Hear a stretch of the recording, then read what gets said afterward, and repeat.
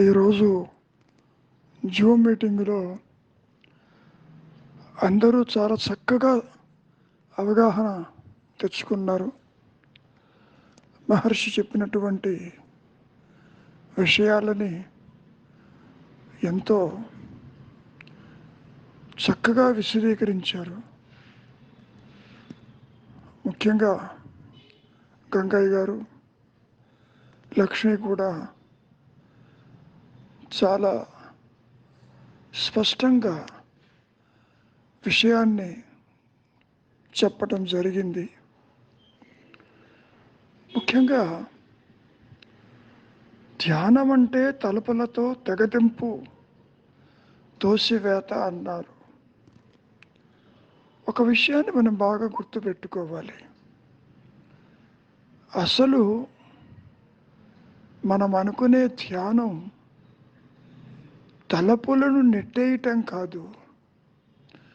ఒక తలుపుని పట్టుకుని త్రిపుటిగా ధ్యానం చేయటం అంటే రామాను, కృష్ణాను, ఈశ్వరాను, ఓం నమ శివాయను, అరుణాచల శివ అను, అంటే ఒక నామాన్ని పట్టుకుని జపించటం అనేది ఒక త్రిపుటితో కూడింది ధ్యానం అని చెప్పి మనం అనుకుంటూ ఉంటాం. జపమన్నా ధ్యానమన్నా రెండు ఒకటే. జప తప ధ్యానములు మనస్సుకి ఏ విధంగా చెప్పుకోవాలి అంటే, ఒక ఏనుగు తొండం అది ఊరికే ఊపుతూ ఉంటుంది. దానికి ఒక గొలుసు ఇస్తే ఊపటం ఆగిపోతుంది. అంటే స్థిరత్వానికి రావటానికి ఆ ఏనుగు తొండానికి ఒక గొలుసు ఇవ్వటం జరుగుతుంది. ఇక్కడ కూడా మనస్సు పరిగెడుతూ ఉంటుంది. ఆలోచనల వెంట, అర్షడ్వర్గముల వెంట, కోరికల వెంట, భేదము వెంట అది పరిగెడుతూ ఉంటుంది. అట్లా పరిగెడుతున్నటువంటి మనస్సుని మరి కాసేపు పరిగెత్తకుండా ఒకదాని మీద మనస్సుని నిలపడాన్ని మనం ధ్యానం అంటాము. పతాంజలి యోగ శాస్త్ర ప్రకారము కూడా, యోగ సూత్రముల ప్రకారము కూడా ముఖ్యంగా యమ నియమాలతో పాటు ధ్యాన ధారణ సమాధి క్రియలు కూడా ఉన్నాయి అక్కడ. ధ్యానము అనేసరికి ఇందాక చెప్పినట్లు ఏనుగు తొండం ఊపుతూ ఉంటే దానికి గొలుసిచ్చినట్టు. పరిపరి విధములుగా పోతున్న మనస్సుకి ఒక ఆలోచన మీద, ఏకతాటి మీద దానిని నిలిచి ఉంచిన స్థితిని మనం ధ్యానం అంటాం. ధారణ అనేది ఇంకా లోతుగా దాన్నే పట్టుకుని ఉంటాం. ధారణ కింద వస్తుంది ఏమా. కనుక సరే, సమాధి అంటే సమాధి స్థితిలో ఎలా జరుగుతుంది? ధ్యాన ధారణ సమాధి క్రియలంటూ చెప్పుకొచ్చారు. వాసనలతోన, వాసనలు లేకన సమాధులు ఏర్పడతాయి. సరే, ఆ విషయాన్ని కాసేపు పక్కకు పెట్టి ఇక్కడ ఏం చెబుతున్నారు మహర్షులు వారు? తలపులతో తెగతింపు, తోసివేత, అది ధ్యానం అంటున్నారు. ఇక్కడ వస్తుంది సమస్య. తలపులు లేకుండా మనస్సుతో నిలిచి ఉండటం ధ్యానం. తలుపులతో తెగదింపు అంటే తలుపులు లేకుండా, తోసివేత అంటే తలుపులు తల ఎత్తకుండా నిలిచి ఉండాలి. అంటే ఒక రకంగా తీసుకుంటే మౌన స్థితిని ధ్యాన స్థితి అని మనం చెప్పుకోవచ్చు. తలపులు తల ఎత్తకుండా నిలిచి ఉన్న మానసిక స్థితిని ధ్యానము. సామాన్యంగా మనం ఏమనుకుంటాము, ఒక దాని మీద మనస్సును పెట్టి జపించటము, ధ్యానించటము. మెడిటేషన్, ఆబ్జెక్ట్ ఆఫ్ మెడిటేషన్ త్రిపుటి ఉంటుంది ధ్యానంలో. అటువంటి ధ్యానం గురించి మాట్లాడటం లేదు మహర్షుల వారు. నిన్నేమి చెయ్యమంటం లేదు, ఊరక ఉండు అంటున్నారు. చెయ్యవలసిన పని లేదంటున్నారు. కారణం, ఈ వచ్చే ఇబ్బందులన్నీ కూడా తలపుల వల్లనే వస్తున్నాయి. ఆలోచనే నీకు ప్రతిబంధకము. ఆలోచన వల్లనే నీకు భయం కలుగుతుంది. ఆలోచన వల్లనే బంధాలు కలుగుతున్నాయి. ఆలోచన వల్లనే రాగద్వేషములు కూడా కలుగుతున్నాయి. కనుక ఆలోచన లేని స్థితిలో నిశ్చలంగా నిలిచి ఉండటం ధ్యానం అంటున్నారు. ఇక్కడ ఆలోచన లేకుండా మౌనంగా ఉంటే ధ్యానమని కాదు. ఇక్కడ ధ్యానం చేసేవాడు ఒకడు ఉండి తీరాలి. There must be a thinker. Thinker ఉంటేనే థాట్స్ ఉంటాయి. థింకర్ లేకపోతే థాట్స్ ఉండవు కదా. కాబట్టి ఇక్కడ తలపోసేవాని ఉనికి అంటే తెలియదు. ఏది ఆధారంగా ఆలోచిస్తున్నాడో తెలియదు. ఇక్కడ ఆలోచనలు పూర్తిగా వలిచిపారేయమంటున్నారు, తీసిపారేయమంటున్నారు. తలపులే లేని స్థితి ధ్యానం అంటున్నారు. ఈ ధ్యానం అన్న పదం ముఖ్యంగా అహం స్ఫురణని సూచిస్తుంది. దాన్నే మహర్షుల వారు అజపస్థితి అంటారు. జపము కాని జపము. నేను ఉన్నాను అన్నటువంటి ఎరుకతో కూడిన జపము చేస్తూ ఉంది. అది ఒక రకంగా తీసుకుంటే జ్ఞానంతో ఉంటుంది. అది తనకు తాను ఉంటుంది. చింతా విహీనం హృది చింతయామి. చింతా విహీనం అనేది ధ్యానము. ఇక్కడ మనం చెప్పుకుంటే తలపులతో తెంపే కదా మరి ధ్యానం. చింతా విహీనమే ధ్యానం. కానీ అంతటితో ఆగిపోవటంలే. హృది చింతయామి, నేను ఉన్నాను అన్న ఉనికి కలిగి ఉండాలి అక్కడ. ఇప్పుడు తలపులు వచ్చేవి తలచేవానికి, తలపోసేవానికి. థింకర్ ఉన్నాడు అనుకుంటున్నావు. ఈ థింకర్ యొక్క ఉనికి ఏమిటి? వాడి బేస్ ఏమిటి? ఆత్మ, అహం స్ఫురణ, తురీయం అని నీవు అనుకోవటం కాదు. అని కూడా తలపోయకూడదు అంటే అనుకోకూడదు. అక్కడ వస్తుంది సమస్య. కనుక మహర్షుల వారి దృష్టిలో ధ్యానము అంటే మీరనుకునే జపతపాదులు, ధ్యాన ధారణ సమాధి క్రియలవి కాదు. నేను ఉన్నానన్న ఎరుక మాత్రమే ధ్యానము. అది నీవు చేసేది కాదు.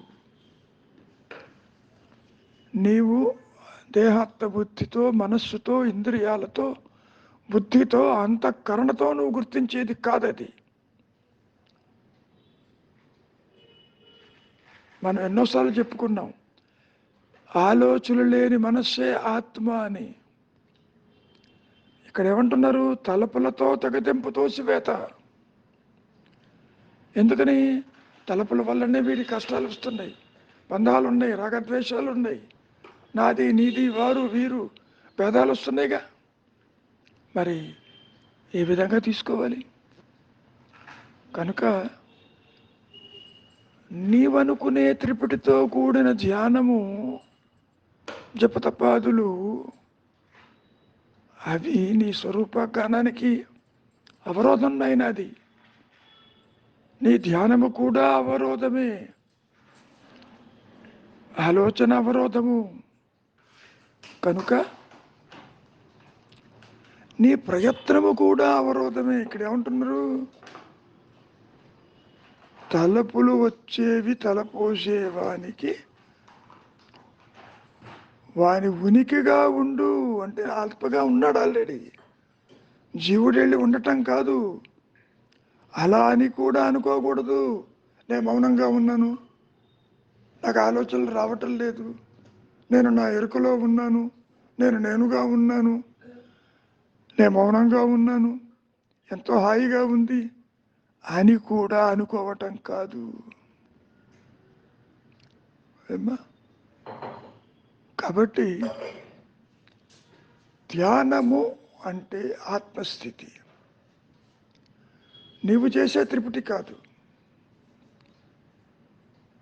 అంతర్ముఖమైన మనస్సు ఆత్మేను, చింతావిహీనమైన మనస్సు ఆత్మేను, దృశ్యవారితమైన మనస్సు ఆత్మేను. అట్లా తలపులు తల ఎత్తకపోతే ఉన్న స్థితి నీ సహజ స్థితి, ఆత్మస్థితి. కాబట్టి అహంకారానికి ఆలోచన రాకపోతే అది శుద్ధమై, శుద్ధ సత్వమై ఆత్మగా ప్రకాశిస్తుంది. ఒకటే నేను ఉంటుంది, రెండు నేళ్ళు ఉండవు. మహర్షి చెప్పేది సత్యమైన నేను గురించి, కానీ బోధించేటప్పుడు ఈ తలపులుడి ఈ కష్టాలన్నీ దీనివల్లనే వస్తున్నాయి. To the expulsion of all other thoughts you hold a thought. Is it not? తలపులు రాకుండా ఒక ఆలోచన పెట్టుకుంటున్నావు, మనస్సుని మచ్చిక చేసుకునే స్థితిలో ఇది పెట్టుకుంటున్నావు. To the expulsion of other thoughts you are holding a thought. అది ధ్యానం అని మనం గతంలో కూడా చెప్పుకున్నాం. ఆ త్రిపుటి కూడా అంతరించిపోవాలి అంటే ఏకం కావాలి. ధ్యానం చేసేవాడు మిగలకూడదు, సబ్జెక్ట్ ఆబ్జెక్ట్ రిలేషన్స్ ఉండకూడదు. చివరికి ఏమవుతుంది? సబ్జెక్టు ఆబ్జెక్టు తానే కూర్చుంటుంది. అదే ఆత్మస్థితి, అదే ఉనికి, అదే మూలము, అదే సత్యము, అదే అనంతము, అదే ఏకము. ఓకే, ఇదే విషయాన్ని తిరిగి మనం రేపు కూడా జూమ్ మీటింగ్లో ఇంకొంచెం విస్తారంగా చెప్పుకుందాం. మంచిది. మౌనమే నీ సహజత్వం.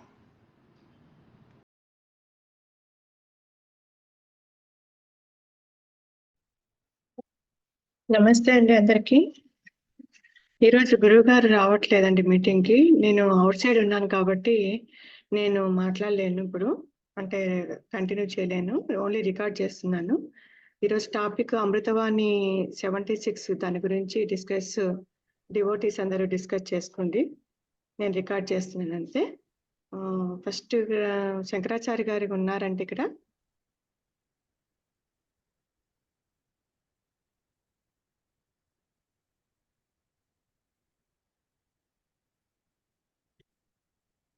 నా మాట వినపడుతుందండి అందరికి? వినిపిస్తుంది పద్మజ గారు. శంకరాచార్య గారు ఉన్నారా అక్కడ? రాలేదనుకుంటా అండి, కనిపించట్లేదు. రవి గారు? రవి కూడా రాలేదు.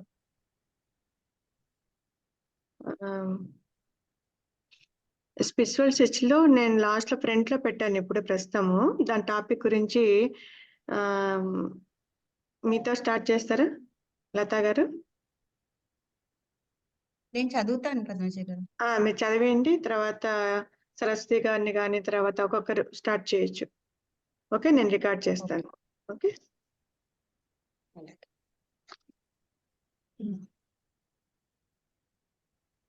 ధ్యానం అంటే తలపులతో తెగతెంపు, తోసివేత.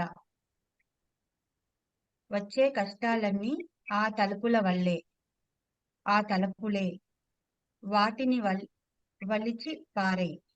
అదే హాయి ధ్యానం కూడా. తలపులు వచ్చేవి తలపోసేవానికి, తలపోసేవాని ఉనికిగా ఉండు అలా అని కూడా తలపోయకుండా.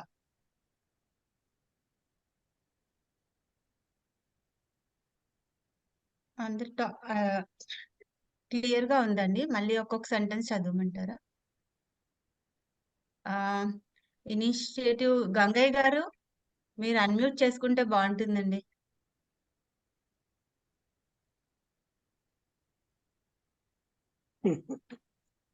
గంగయ్య గారు, పెద్దవారు మీరు చెప్తే బాగుంటుంది. గురువు గారు లేరు, మీరు సరస్వతి గారు, సరోజ గారు, లక్ష్మి గారు కూడా ఉన్నారు.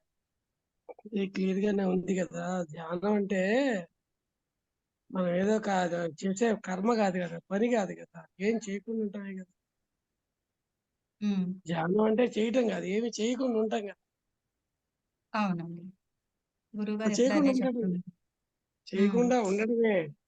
కానీ అది ఎట్లా అంటే మళ్ళీ మనసుతో చేసేది కాదు. మనసు లేకుండా ఉంటే ధ్యానంగా ఉన్నట్టు, ఆలోచన లేకుండా ఉంటే ధ్యానంగా ఉన్నట్టు, అంతే కదా. మళ్ళీ ధ్యానంగా ఉండటానికి ఏదో చేయటం కాదు, చేసేవాడు ఎవడో అని ఆలోచించి ఆగిపోతుంది. ఆగిపోయినప్పుడు ఉన్నదంటే గాఢ నిద్రలో ఉన్నదే చెప్పేదే. ధ్యానించేవాడుగా ఉండద్దు అన్నారు కదా. ఒక్క నిమిషం చూస్తా. ధ్యానం అంటే తలపులతో తెగదెంపు అన్నారు. అంటే ఎప్పుడు తలపులు వస్తూనే ఉంటాయి కంటిన్యూషన్ గా. నిజంగా రోజుకి గంటకి 60 చొప్పున 10 గంటల మేలుకుంటే 600 తలంపులు ఏం రావు నిజానికి. కదా అవునా? అవునండి. రోజుకి నిమిషానికి 1 చొప్పున, గంటకి 60 చొప్పున 10 గంటలు 600 తలంపులు ఏం రావు. కానీ మనం ఏంటంటే తలంపు వస్తే దాన్ని బట్టి అదే కంటిన్యూషన్ వస్తుంది అనుకుంటున్నాం. నిజంగా అట్లా రావు. ఏదో తిందాం అనిపిస్తుంది, వెళ్తాం, అన్నం గారు అన్నం పెడుతుంది, తినేస్తాం అంతే. కానీ దానికి ప్లాన్ చేస్తుంటే అది తలంపుల కింద లెక్క. అయితే తెగదెంపు ఎందుకు చేసుకోమంటారంటే అది కంటిన్యూషన్ గా వస్తూనే ఉన్నాయి కదా. 600 కాబట్టి 60 అన్నా వస్తాయి కదా గట్టిగానే. 60 100 వచ్చే వాటిల్లో మనకి ఇబ్బంది కలిగించే అంశం అనుకున్నది దాని జోలికి వెళ్లకుండా ఉండగలిగే శక్తి నాకైతే ఉంది. ఎందుకంటే నేను నా తలంపు కదా. నేనున్నాను, నేనుండబట్టే నాకు తలంపు వచ్చింది. నాలోంచి తలంపు వచ్చింది, నాకు తలంపు వచ్చింది అన్నప్పుడు తలంపు లేకుండా ఉండే శక్తి నాకుంది. ఎందుకని పోవడం? అటు ముళ్ళబాటు ఉంది, రోడ్డు మీద వెళ్తుంటే ఏదో ముళ్ళో అశుద్ధం ఏదో ఉంది, పక్క తప్పుకొని వెళ్ళిపోతున్నాం కదా. అలా మనస్సు వెళ్తున్నప్పుడు మనస్సు ఆ విషయం గురించి ఆలోచిస్తే ఏదో ఏదో అత్తగారు అందనో, అమ్మగారు అందనో, భార్య అందనో, భర్త తలస్తే అది కాస్త మనస్సు వికటమయ్యేట్టు తెలిస్తే అది ఎందుకు వెళ్ళటం? వెళ్ళకుండా ఉండే స్వతంత్రం నాకుంది, నిజంగా ఉంది. ఉన్నది అదే అన్నప్పుడు నా మనస్సుకి ఇబ్బంది కలిగించిన అంశం అయితే అసలు మనస్సు వెళ్లకుండా ఉండు, తీసేయి, ఒలిచేసి తోలొలిచినట్టు ఏదో వదిలిపారేసి అన్నారు చూసారా, వాటిని వదిలిపారేసి. అసలు ఎందుకంటే ఆ తలంపు గుర్తు రాగానే చిన్నప్పుడు లేదో అత్తగారు ఏదో అంది, అమ్మగారు ఏదో అంది, లేదా ఆయన ఏదో అన్నాడు, భార్య ఏదో అంది. ఎప్పుడు 2 ఏళ్ల క్రితం. 2 ఏళ్ల క్రితం అన్న మాట ఇవాళ తలుచుకొని దుఃఖపడాల్సిన అవసరం ఉందా? శుద్ధ అనవసరమైన విషయం కదా, అది అసత్యం కదా, ఇప్పుడు కూడా కలే కదా, ఇప్పుడు కల్లా అన్నప్పుడు పోనీ అప్పటి సంగతి అసలు లెక్కే ఉంది అసలు. కానీ ఆ తలుపు రాగానే అది అనవసరంగా మనకి ఇబ్బంది పడుతుంది. అది ఒక్కసారి దాన్ని కట్ చేసుకొని హాయిగా నాలో నేను ఉండొచ్చు, నేనుగా ఉండొచ్చు. అప్పుడు హాయిగా వదిలేస్తే హాయి. నా నెత్తి మీద బరువు ఉన్నప్పుడు బరువును దించడం చాలా తేలిక తల్లి. అవునండి. నేనే పెట్టుకొని నేనేం మోసుకుంటుంటే అదే కదా గురుగారు ఎప్పుడు చెప్తారు, రైలు పెట్టెలో మోసుకుంటాడు, రైలు మోస్తుంది కదా నిన్ను కూడా, నువ్వెందుకు మళ్ళీ మోసేవాడిగా ఉంటావు. అలా తలంపులు ఆపటమే, అప్పటికప్పుడే క్షణంలో హాయి వస్తుంది. అదే ధ్యానంలో కూడా, ధ్యానంలో కూర్చుని పిరమిడ్ సొసైటీ కానీ ఏ సొసైటీ కానీ ఈ ధ్యానం ఎందుకన్నారంటే తలంపులతో వాడు కలిసిపోకుండా తలంపులకు విడిగా నువ్వు ఉండగలిగితే ఆ వచ్చే తలంపులు ఇబ్బంది పెట్టకుండా ఉంటాయి. ఇబ్బంది పెట్టేది ప్రపంచంలో భర్త భార్య ఊళ్ళో కాదమ్మా, నా తలంపే నన్ను ఇబ్బంది. 100% అది కరెక్ట్ అని తెలిస్తే ఈ దీంట్లో మన ప్రయాణం బాగా సాగుతున్నట్టే లెక్క. ఆ తర్వాత పది ఆ ఉచిత శక్తి చూసుకుంటే మనకే సంబంధం. నా తలంపు వచ్చి నన్ను ఇబ్బంది పెట్టే తలంపు నాకు ఎందుకు అసలు అటు పోవటం, నేను ఎప్పుడో జరిగింది గుర్తు తెచ్చుకొని బాధపడటం దీనికి సంబంధం ఏముంది అని ఆ తలంపుని గనక ఏ అవతల పారేస్తే అప్పటికప్పుడే హాయి నీకుంది. అంతే. ధ్యానం కూడా తలంపులు వచ్చే తలపోసేవాడికి, తలంపు మనకు రావట్లా. నిజంగా తలంపు నాకు అనుకుంటున్నాం కదా, తలంపు వచ్చింది అని అనుకుంటున్నాం కదా, మరి నువ్వే అనుకుంటే అనుకోకుండా చేయొచ్చుగా, చేయలేం కదా. టక్కిన ఇప్పుడు మనం మాట్లాడుతూ సత్సంగం మధ్యలో కూడా టక్కిన ఏదో ఒక ట్యాప్ లో నీళ్లు పోతున్నాయి అని ఒక ఐడియా వచ్చింది అనుకోండి, అది నేను తెచ్చుకుంది ఏం కాదు, చెవుల మీద వినపడింది ఆ శక్తి వినపడింది, ఆ శక్తే చూసింది, ఆ శక్తే వింటుంది, ఆ శక్తే స్పృశిస్తుంది చేస్తుంటే నానెత్తిన వేసుకొని నాకు వచ్చిన ఎందుకు అనుకో, తలంపులు వాటికి అవే వస్తుంటాయమ్మ. నిజంగా చాలా సహజం. తలంపులు నేను తెచ్చుకునేవాడిని కాదు. ఇప్పుడు వేస్తున్న ప్రశ్న చక్కటి చెప్పాడు. తలంపులు వచ్చేవి తలపోసేవాడిని నేను అనుకుంటున్నా కదా, కాదు ఎంత మాత్రం. అందులోంచి వస్తున్నాయి, భూమిలోంచి నీళ్లు వస్తున్నాయి, ఊరుతున్నాయి, బావులు వస్తున్నాయి, అవి ఎండిపోతాయి. వాటికి సహజంగా జరుగుతున్నట్టే తలంపులు కూడా నాకు కాదు, నేను కాదు, నేను తేవటం లేదు, నాకు రావటం లేదు, సంబంధం లేదు అని తెలుసుకొని ఉనికిగా ఉండంటే ఊరకుండు. తలపోసేవాడికి వాని ఉనికిగా ఉండంటే ఆ తలపోసేవానిగా ఉండు, తలపోసే వాని ఉనికిగా ఉండు. తలపోసేవాడు గంగయ్య అని మనస్సు అనుకున్నప్పుడు మనస్సుకు మూలంలో ఆత్మ ఉంది కదా, నేను ఉన్నాను అనే స్ఫురణ, అది గంగయ్యగా ఉండి దాన్ని ఎట్లా చూస్తామమ్మా, కుదరదు. అదే ఇప్పుడు గంగయ్యగా ఉంది, ఆ స్ఫురణగా ఉంటే మనకు తలంపులే ఉండదు, ఉన్నా ఇబ్బంది ఉండదు, తగ్గిపోతుంది. అలా అని తలపోయకుండా మళ్ళీ సరే ఎంత మెలికలు పెడుతున్నారు. తలంపులు అలా వచ్చే అని కూడా తలపోయకుండా అని చెప్పారు, చివరిగా అదే చెప్పారు. ఆ మాట కనుక అనకపోతే ఏదన్నా మనసే కదమ్మా, అన్ని మనస్సే కాదు. మనస్సు నాది నేను అనుకోబట్టే పెద్ద సమస్య. మనస్సు నాది కాదు అంటే తలంపులు నావి కాదు, నేను కాదు, నాకు సంబంధం. అవి నేను కావాలని కూర్చొని క్షణం గుర్తుకు తెచ్చుకోవటం. వస్తున్నాయి, మబ్బుల్లాగా వస్తున్నాయి, నాకే సంబంధం ఉంది అని ఆ తలంపు వాటి పడిపోకుండా, వాడు సృష్టించేవాడు కాకుండా, సృష్టించేవాడు ఎవడో వాడు సృష్టిస్తుంటే నేను సృష్టిస్తున్నా అనుకోకుండా ఊరకుంటే నాకు సంబంధం లేదమ్మా. అంతకంటే చెప్పగలిగింది అందరూ ఇక్కడ మహానుభావులు ఉన్నారు, అదేం చెప్తున్నాం. సరే ఏదో బంగారు తల్లి అడిగావు కాబట్టి ఇది చెప్పింది మళ్ళీ మనస్తోనే కదమ్మా, అవునండి, కాదా? మనసుతోనే, ఏదైనా మనసుతోనే. మనస్సుతోనే చెప్పాలి. మనస్సు అంటేనే అహంకారం, అహంకారం అంటేనే జీవుడు. మనస్సు అహంకారం జీవుడు. గురువు గారు చెప్తారు కదా, అదిగితే ఇది అదేమన్నా చెప్పదు, ఇది హాయిగా ఉంటుంది అంతే. అంతేనమ్మా. ఇప్పుడు నాకు తెలిసింది చెప్పారు, చెప్పండి. చాలా సంతోషం అండి. బాగా చెప్పారు. కృతజ్ఞతలు. థ్యాంక్ యూ అండి. నమస్కారం. సరస్వతి గారు.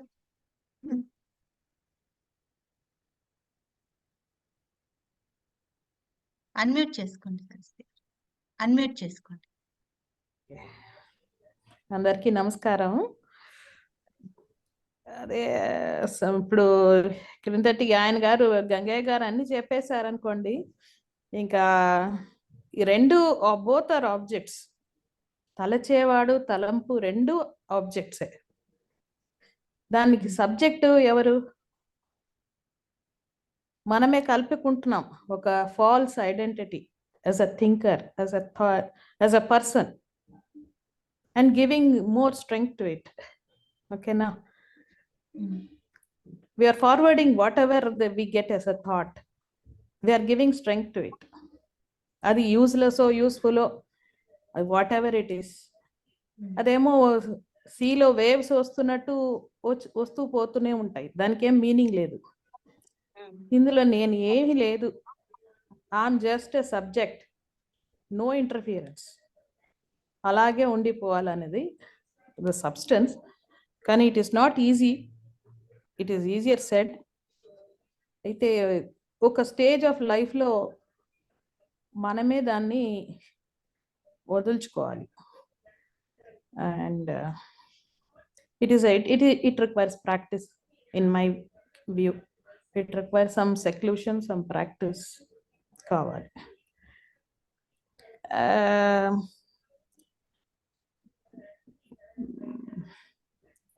అది ఫస్ట్ సెంటెన్స్ చెప్పండి అమ్మా. తలచేవాడు తలపోసేవాడు రెండు ఆబ్జెక్ట్స్ అన్నారు కదా, అది ఒకసారి చెప్పండి. Thinker and thought both are objects. Objects to what? To a subject. దానికి ఒక సబ్జెక్ట్ ఉండాలి కదా. This is all happening in the subject object relationship. Cause effect, subject object ఇవన్నీ ఉన్నాయంటే అక్కడ definitely a mind is working. Okay. అర్థమైందా? Subject త్రిపుటి అంటారు కదా. సబ్జెక్ట్ అంటే ఎవరు? మనం False. కల్పించుకుంటున్నాం. ఆ తలపు ఎవరికి False. వస్తుంది? ఆ తలపు ఎవరికి వస్తుంది? నాకు. అది నేను అంటే అది సరస్వతి అని అనుకుంటున్నా. నేను is not equal to Saraswati. That should erase. అది illusion. When the effect breaks, what can you say? It gets into the cause. అంతేనా? అర్థమైందా? ఉండ పగిలిపోతే ఎక్కడ పోతుంది? మంటలోనే కలిసిపోతుంది. So we are giving more importance to the objects. When you stop giving importance to the objects, you remain a subject. Okay na? Illusion పోతే ఉన్నది ఆ subject. False illusion Main subject. You remain as a seer. ఈ illusion is broken. So and so అన్నది ఉండదు ఇంకా. అవి వస్తూనే ఉంటాయి, పోతూనే ఉంటాయి. అందరికీ వస్తుంటాయి. Whoever has a brain, functioning brain, will have thoughts. But don't pay importance to it. Okay na? If you give importance, దానికి momentum ఇచ్చినట్టు. You start to give, you are giving momentum to the thoughts. They will go on multiplying. They will not stop. Correct. They'll start to induce fears. ఇది తప్పేమో, ఇది right కాదేమో, ఇలా చేయకూడదేమో, ఇలా చేస్తుంటే బాగుంటేనేమో అనే తలపులు ఇంకా వస్తూనే ఉంటాయి దాని మీద. ఇది తలపు అని stop it there itself. But I wouldn't say it is easy. It is it is very difficult, but requires solitude in my view. Lot of solitude is required. ఈ ధ్యానం చేసేది ఎందుకు? ఇదే. But there the identity still retained. నేను చేస్తున్నాను ధ్యానం, నాకు ఏమి థాట్స్ రావట్లేదు, We are affirming it indirectly, not directly. Indirectly, subconsciously, we are saying, నాకు రావట్లేదు, నాకు హాయిగా ఉండింది, I meditated peacefully for 2 hours. ఈ డబ్బాలు ఎవరు కొట్టుకుంటున్నారు? There is a subject. Subject. That is why there is no practice అని మళ్ళీ మళ్ళీ మన గురుగారు చెప్పేది అది. అవును. సో తలపులు వచ్చేది ఎవరికి? తల పోసేవాడిని వాడి సబ్స్టెన్స్ ఏంటో అక్కడికి వెళ్ళాలని the final thing is that. So you break the object, subject object అని ఎప్పుడూ ఉంటుంది. If you break the object, you remain a subject. How to break it? By not giving importance to the thoughts. అంతే. అవి వస్తూనే ఉంటాయి, like the clouds. They keep coming and they keep going. You feel that today it is very cloudy, there's going to be rain and all, sunshine is not there అని చెప్తాం. But to see the clouds also you require sunshine. There is sunshine behind. In the night you cannot say it is cloudy. అవునా? So దాని వెనకాల ఏది ఉంది? ఒక sunshine ఉంది. That is showing us the clouds. That's it. So ఆ sunshine అది గుర్తుపెట్టుకోవాలని ఇవన్నీ వస్తూ పోతూనే ఉంటాయి. That happens. ఆ ఆత్మస్థితి వచ్చే వరకు ఇవన్నీ జరుగుతూనే ఉంటాయి డ్రామాలు. ఆత్మస్థితి అయినాక ఎట్లా ఉంటుందో నాకు తెలియదు, కానీ వాళ్ళకి తలుపులు వస్తాయా రావా తెలీదు. అయితే but as long as we are in a personhood maintain చేస్తున్నంత కాలం మనకు తలుపులు వస్తూనే ఉంటాయి. It is up to you to take it or reject it.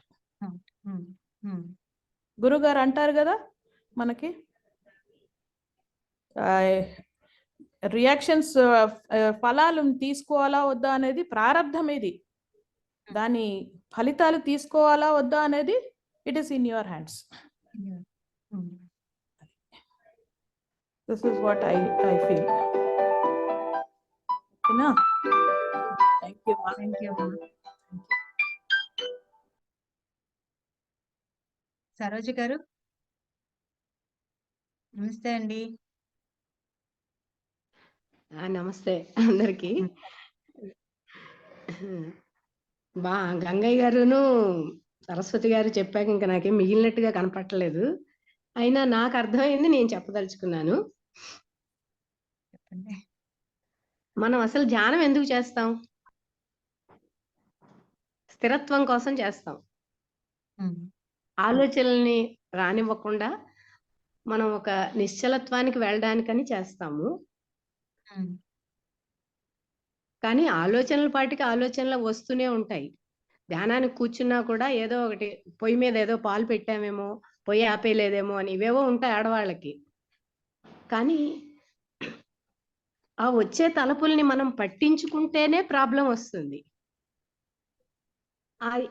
ఈ తలుపు ఎందుకు వచ్చింది నాకు అని ఆ తలుపు మీద నువ్వు స్థిరంగా ఉంటే ఇంకా అది రాకుండా పోవచ్చు కూడా. ఒక్కోసారి ఒకే ఆలోచన మీద ఉంటే గురువు గారు చెప్పినట్టు వేరే ఆలోచన రాకుండా అది అదృశ్యం అయిపోవచ్చు కూడా, నీకు నిశ్చలత్వం రావచ్చు కూడా. ఆ తలుపులే కనుక లేకపోతే ఎంతో ప్రశాంతంగా అనిపిస్తుంది మనకే. You can feel it. కొంచెం సేపు ఈ ఆలోచనని నువ్వు వెళ్ళిపో అని చెప్పి మనం గట్టిగా గనక కంట్రోల్ చేయగలిగితే you can feel that bliss. అదే మెడిటేషన్, అంతకంటే ఇంకేం లేదు. ఆలోచనలు ఎవరికి వస్తాయి? ఆలోచించేవాడికి వస్తాయి. అదే కదా ఇక్కడ చెప్పారు భగవాన్, తలపులు వచ్చేది తలపోసేవానికి. తలపోసేవాని ఉనికిగా ఉండు అన్నాడు.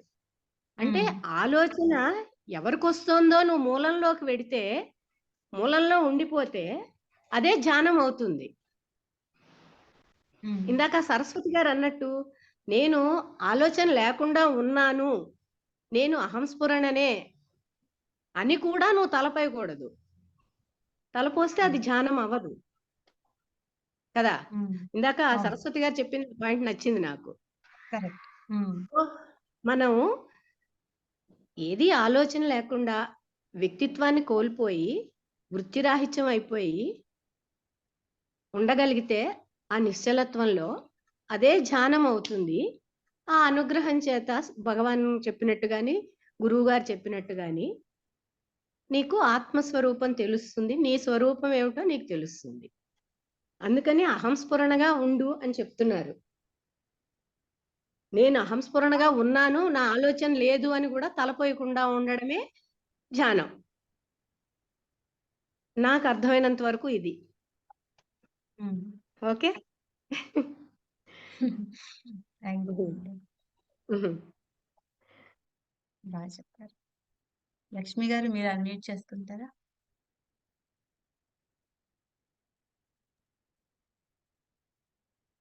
చెప్పండి. నమస్కారం అండి అందరికి. సరేనండి. నాకు సింపుల్ గా చెప్పాలంటే ఆత్మస్థితిలో జీవుడు లేడు. జీవభావంలో ఆత్మను తెలుసుకోలేము. జీవభావం అంటే ఒక రకంగా మనసే కదా, మనసే కదా, అంటే బండిల్ ఆఫ్ థాట్స్. థాట్స్ లేకపోతే ఇంకా జీవుడికి ఉనికి లేదు. థాట్స్ మూలానే కదా ఈ కష్టాలు, ఇవన్నీ కూడా కష్టాలైనా సుఖాలైనా ఏ భావనలైనా ఆలోచనల్లోంచే వస్తున్నాయి మనకి. సో ఆలోచన లేకపోతే ఇంకా దానికి ఉనికి లేదు.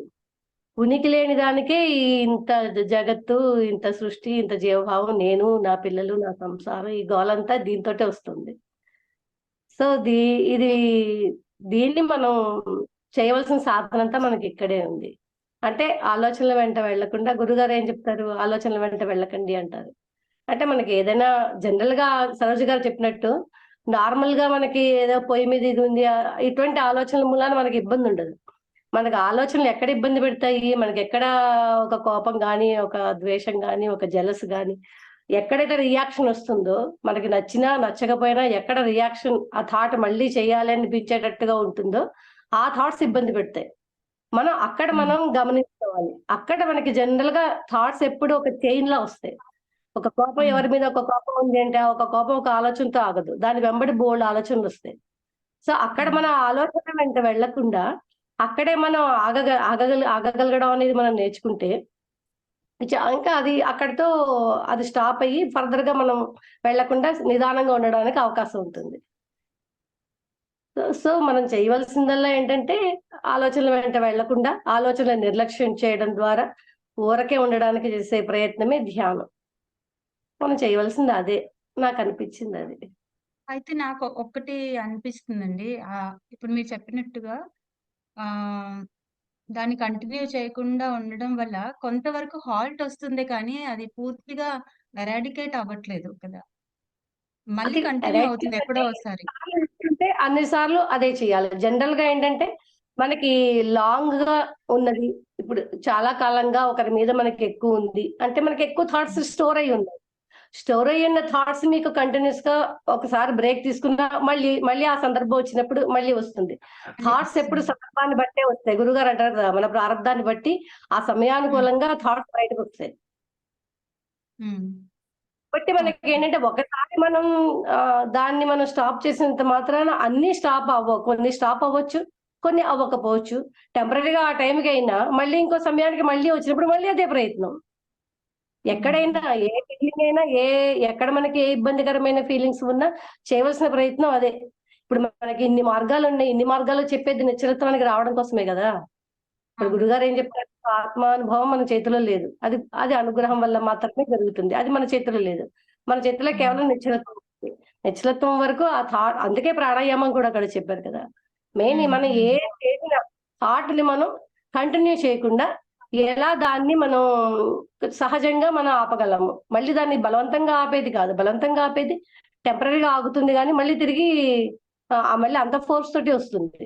అలా కాకుండా సహజంగా మనం ఆపగలిగేలా, అందుకోసమే విచారణ చెప్పారు. సహజంగా ఆపడం కోసమే ఓ విచారణ, ఓ దోష దర్శనం, ఓ వైరాగ్యం, ఇవన్నీ కూడా దానికోసమే. సహజంగా ఆగాలి. మనకేదో బలవంతంగా ఒక రోజు ఆపేసుకున్నాము, ఇవాళ మనకి రాలేదు అన్న దాని మూలన లాభం లేదు. అది మనకు సహజం అవ్వాలి. అందుకోసమే అలా కంటిన్యూస్ గా డే టు డే లైఫ్ లో మనం ఈచ్ అండ్ ఎవ్రీ మినిట్ మన థాట్స్ ని మనం జనరల్ గా మనకి ఇబ్బంది పెట్టే థాట్స్ ని మనం వాటి వెంట వెళ్లకుండానో, దోష దర్శనం చేసు, లేకపోతే వాటిని నిర్లక్ష్యం చేయడం ద్వారానో, అన్నింటినీ ఒకటే పద్ధతిలో చేయలేం కదా. ఆ థాట్ యొక్క స్థితిని బట్టి తీరుని బట్టి మనం స్థితిని ఇది ఏవో ఒకటి ఉపయోగించుకుంటూ ఎలాగో అలాగా మనం ఆ థాట్ ని మనం లేకపోతే డైవర్ట్ చేయడము ఒక మంత్రం ద్వారాను. మనకు చాలా విపరీతంగా మనకి నెగటివిటీ ఉంది, మనకి ఇవన్నీ ఏమీ చేత కావట్లేదు. చేత కానప్పుడు ఆల్టర్నేటివ్ మంత్ర జపం, ఏదో ఒక మనకి అసలు నచ్చిన ఒక మంత్రం చేస్తున్నామంటే ఫస్ట్ థాట్ automatic మనకు వచ్చేది లక్ష్మి, ఫస్ట్ థాట్ చెప్పండి. మనకు వచ్చేది నేను దేహం. మంత్ర జపం. ఫస్ట్ థాట్ అది.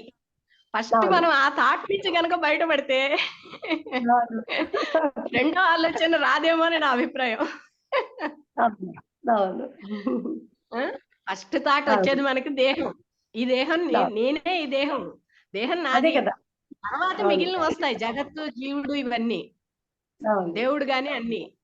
ఫస్ట్ ఆ ఫస్ట్ థాట్ రాకపోతే ఆత్మస్థితే కదా. ఇంకింత ఈ అదే. ప్రాబ్లమ్స్ అని అదే అంటున్నాను నేను.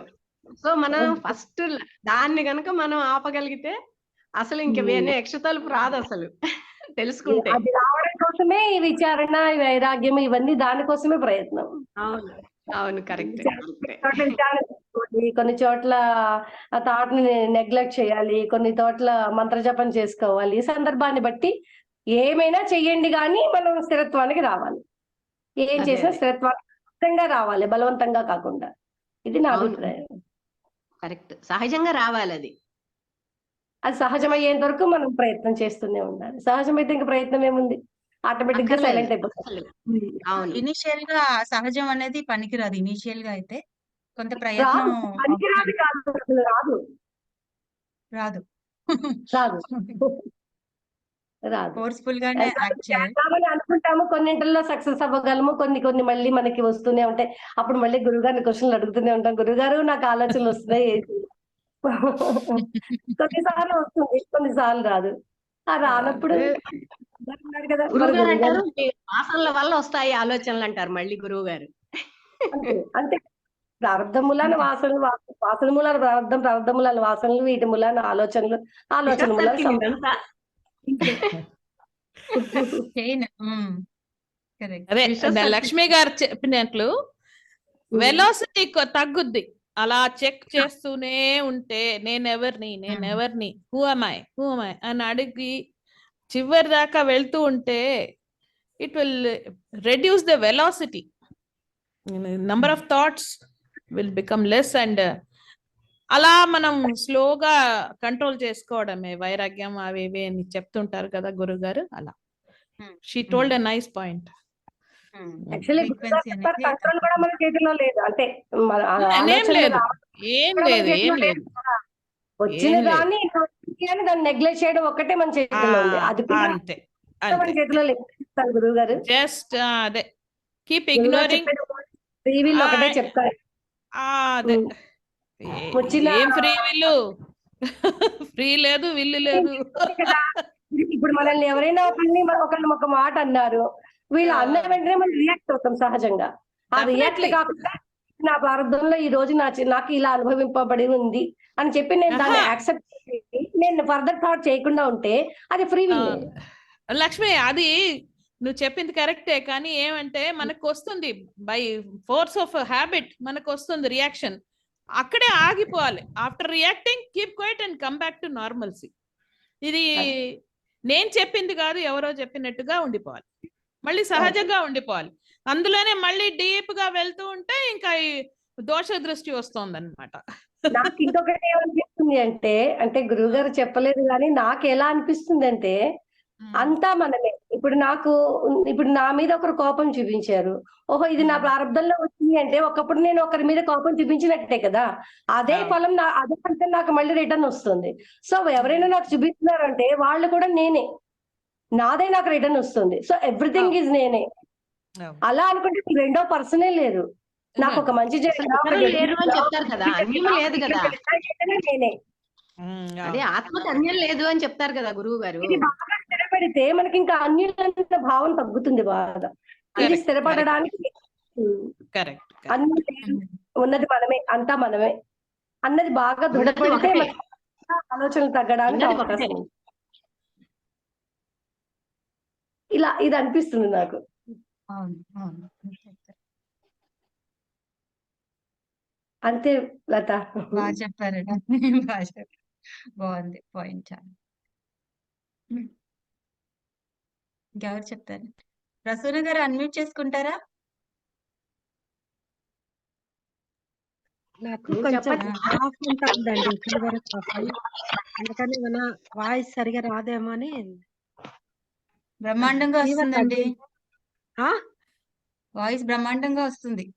వస్తుందా? ఆ అదే మధ్యలో మాట్లాడండి. ఏమన్నా కాఫ్ వస్తుందేమో అని. పర్వాలేదు మాట్లాడండి. అందుకని అందరూ చాలా బాగా చెప్పారండి. అందరిది అన్ని వింటుంటే ఆనందంగా ఉంది నాకు. చాలా బాగా చెప్తున్నారు.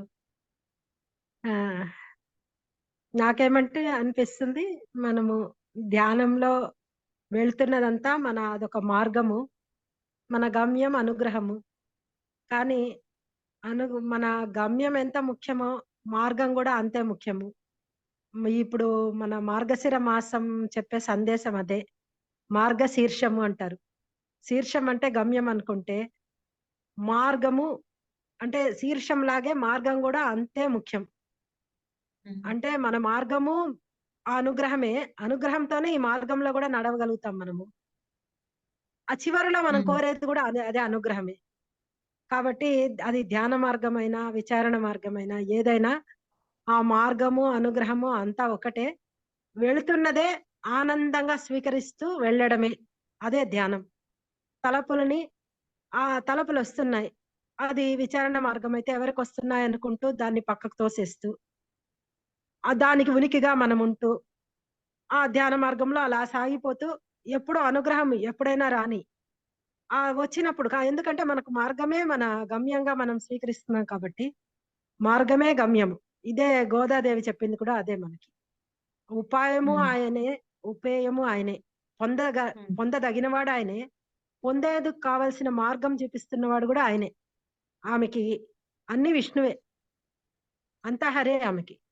ఆ మార్గంలో నడిచిపోతున్న ఆ గోపికలు కూడా, మేము పశువులు మేపుకుంటూ వెళ్తున్నది మాకు దారి తెలిసి కాదు, ఆ పశువులు ఎలా వెళ్తున్నాయో అలా మేము వెళ్తున్నామని చెప్తారు వాళ్ళు. అంటే అవే మాకు దారి చూపిస్తున్నాయి. మాకు అంత అమాయకులం మేము, మాకేం తెలియదు, ఈ గోవులే మాకు దారి చూపిస్తున్నాయి. అలాగా మార్గమే ఆనందంగా వెళ్తున్నారు మళ్ళీ. ఆ మార్గం